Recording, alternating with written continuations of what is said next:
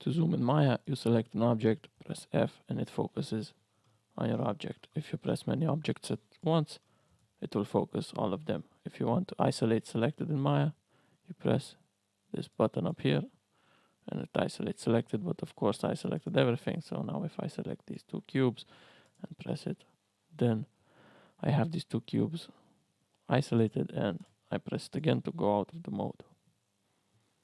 In Max, if you want to zoom into an object, you select and press Z. If you press Shift Z, it undoes your last camera movement. If I'm zoomed in to this one or these two, and I want to zoom extend all, I press Control Shift Z, and it zooms on everything in the scene. Now if I want to isolate something in Max, I select it and press Alt Q, and press Alt Q again to go back.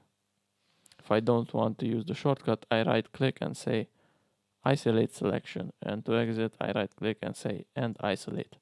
There's a bug in Max that sometimes if you use the shortcut and you isolate something like this and you keep using the shortcut, but it won't get out of the isolation, you have to use right click and isolate.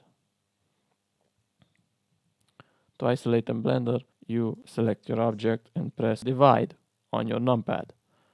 Then it isolates your selected objects, and if you press it again, it exits isolation and goes back to your previous camera. To zoom into something in Blender, you use your dot or comma on your numpad, and it zooms in. Please do not use the comma on anything else than the numpad, because the other one is this menu where you select pivot mode.